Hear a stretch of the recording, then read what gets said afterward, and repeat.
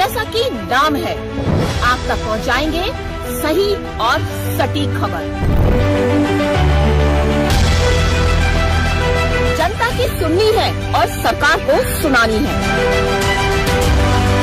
ये है आई of truth.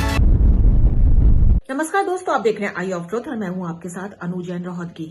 बिल्कुल ताजा खबर यही है कि आचार्य प्रमोद कृष्णम को कांग्रेस पार्टी से निष्कासित कर दिया गया है 6 साल के लिए। और इसके पीछे जो आचार्य जो तर्क दे रहे हैं और जिस तरह के बयानबाजी हाल फिलहाल में आचार्य जी की आई थी, वो कांग्रेस को इसका पूरा दोष दे रहे हैं कि कांग्रेस अपने रास्ते से भटक गई है।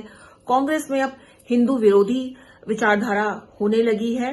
तमाम तरह के जो है अपने पक्ष में तर्क दिए जा रहे हैं। लेकिन दोस्तों आपको बता दें कि कुछ नेता जिन्होंने हाल फिलहाल में ही कांग्रेस छोड़ा है, इसके पीछे वजह ये नहीं है कि कांग्रेस जो है वो अपने पद से भटक गई है, उसमें कोई लीडरशिप नहीं है, राहुल गांधी से कोई प्रॉब्लम है। इसके पीछे वजह कोई और है जिसपे ज्यादा डिस्कशन नहीं होता है। और आज ये बात है जिस पर मुद्दे की बात है जिस पर चर्चा करनी जरूरी है कि हाल फिलहाल में हम कुछ लीडर्स देखे जिन्होंने कांग्रेस को छोड़ा है। आचार्य प्रमोद जी की बात करते हैं। सबको पता है कि 2014 में इन्होंने कांग्रेस ज्वाइन की थी। कालकी धाम के संस्थापक हैं, प्रमुख हैं और पश्चिम यूपी में इनका पूरा होल्ड है। हिंदू बेल्ट में माना जाता है कि आचार्य प्रमोद कृष्णम का पूरा होल्ड है। और ये भी है कि आचार्य प्रमोद प्रियंका के सलाहकार हैं। और जैसे कि प्रियंका को सभी जानते हैं कि राहुल गांधी के सामने कोई तवज्जो ज्यादा नहीं दी जाती है, तो उनका रोल जो है कांग्रेस में इतना ज्यादा अहम नहीं था। लॉयल बहुत थे कांग्रेस के लिए बढ़ चढ़ के बोलते। लेकिन हाल फिलहाल में जो घटनाक्रम हुए, जिस तरह से आचार्य प्रमोद कृष्णम के कहने के बावजूद, रिक्वेस्ट करने के बावजूद राम मंदिर प्राण प्रतिष्ठा में कांग्रेस की तरफ से कोई नहीं गया, हिंदू विरोधी बयान आते रहे। ऐसे में जो प्रमोद आचार्य हैं, जैसा कि हमने बताया कि पश्चिम यूपी में इनका हिंदू बेल्ट जो है बहुत बड़ा इनका दबदबा है वहां पे। ऐसे में जब उनको लगा कि कांग्रेस जो है, जो उसकी विचारधारा है, जो उसके काम है, इस तरह का संदेश जनता के बीच जा रहा है कि ये हिंदू विरोधी है, और अगर हिंदू विरोधी पार्टी के साथ आचार्य प्रमोद जी का नाम रहता है तो उनका जो अपना वोटर है, जो उनका अपना दबदबा है, उस पर असर पड़ेगा। और ये बहुत बड़ी वजह है दोस्तों। अगर आप सोचें इस बात को कि लोग कांग्रेस क्यों छोड़ रहे हैं। कांग्रेस जो है उसका रास्ता थोड़ा डिफरेंट हो गया है, लीडरशिप की कमी है, लेकिन इसके बाद भी लोग कांग्रेस छोड़ रहे हैं।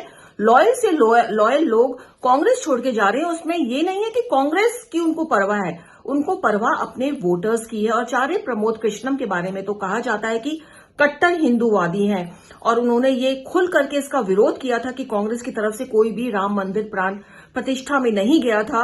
हिंदू विरोधी जो लीडर्स हैं बयान दे रहे हैं, राहुल गांधी खुल करके बोल रहे हैं और कांग्रेस के जो अलायंस हैं वो हिंदू विरोधी बातें कर रहे हैं। और ऐसे में बिल्कुल एक स्पष्ट संदेश आचार्य प्रमोद कृष्णम के पास भी पहुंचा होगा कि अगर वो इस पार्टी से जुड़े रहते हैं तो उनके जो अपने हिंदू वोट है, जो उनका अपना दबदबा है अपने क्षेत्र में, वो खत्म हो जाएगा।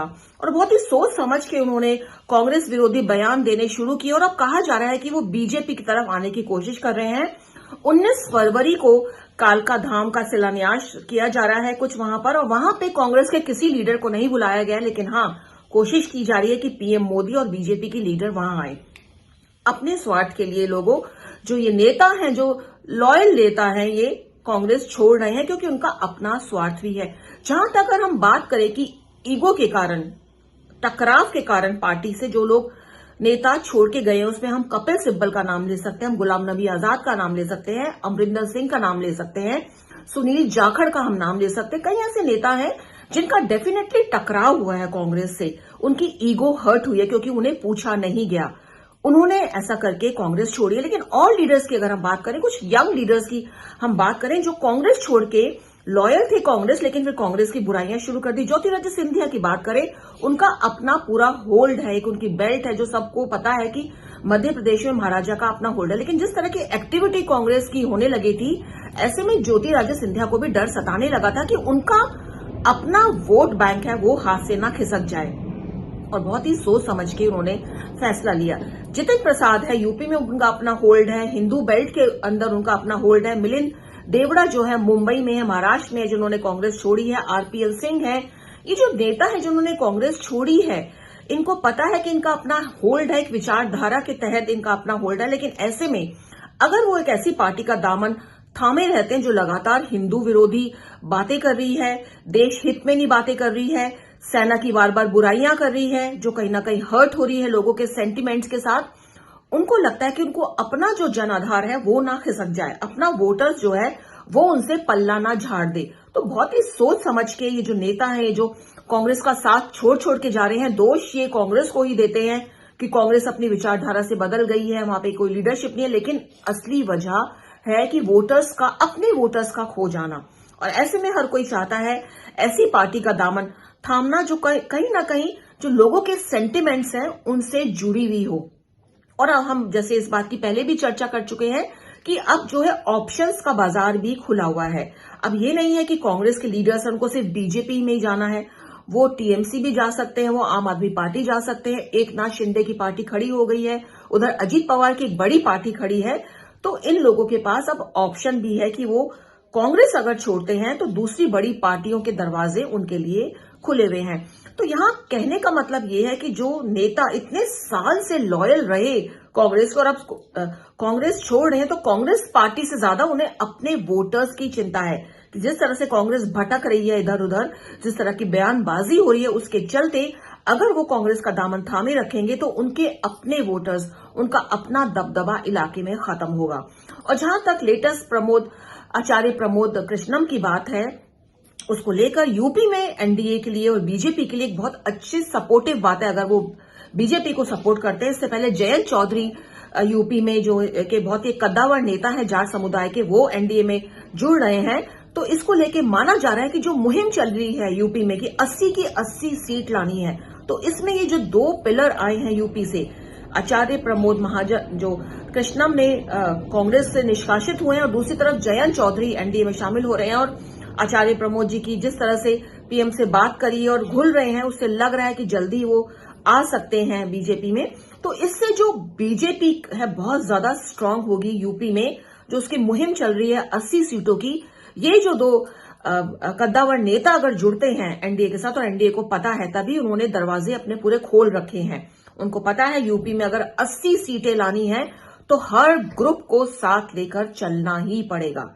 और बहुत ही सोच समझ के जो एनडीए है और बीजेपी है इस तरफ कदम बढ़ा रही है, किसी को मना नहीं कर रही। अगर कोई नेता एक पूरे वोटर्स के साथ उनके साथ जुड़ता है तो वो उसको जोड़ रहे हैं, चाहे जितनी भी उससे प्रॉब्लम रही है। और नीतीश कुमार का एग्जाम्पल सामने है कि बहुत बयानबाजी करी, नीतीश ने भी करी, अमित शाह ने भी करी कि अब दरवाजे बंद हैं। नीतीश ने कहा कभी नहीं जाएंगे, लेकिन दरवाजे खुल गए क्योंकि उनको पता है कि नीतीश जो भी कहिए, उनका अभी भी जो बिहार में एक वोट परसेंटेज है वो है, और इससे बीजेपी को बिहार में फायदा होगा। तो दोस्तों, कहने का मतलब है कि राजनीति है, इसमें कोई किसी पार्टी का सगा नहीं है, कोई किसी अपने जनता का सगा नहीं है। सगे हैं सिर्फ अपने वोटर्स के, अपने दबदबे की, कि उनका जो वोट बैंक है वो कभी इधर या उधर ना खसके। आराम से पार्टी स्विच ऑफ कर सकते हैं। और जो आचार्य प्रमोद कृष्णम निकले हैं और उन्होंने जिस तरह की बयानबाजी देनी शुरू करी, इसके पीछे बाकायदा एक पर्पस था कि जानबूझ के उन्होंने हिंदू विरोधी जो कांग्रेस की नीतियां हैं उसका जमकर विरोध किया, जिससे उनका अपना वोट बैंक नहीं खिसके।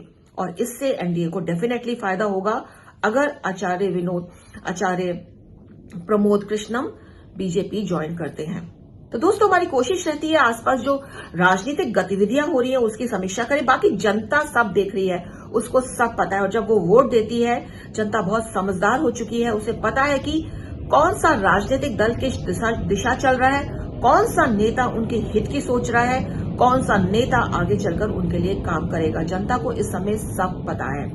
तो दोस्तों, आप बने रहिए, देखते रहिए हमारा चैनल, और हमारे चैनल को ज्यादा से ज्यादा सब्सक्राइब करने में हमारी मदद कीजिए। हमारे चैनल को, अगर आप सब्सक्राइबर हैं, इसको आगे अपने दोस्तों को कहिए कि वो हमारे चैनल को सब्सक्राइब करें, अपने रिलेटिव्स को बोलिए सब्सक्राइब कीजिए, हमें ज्वाइन कीजिए और हमारे मेंबर बनिए।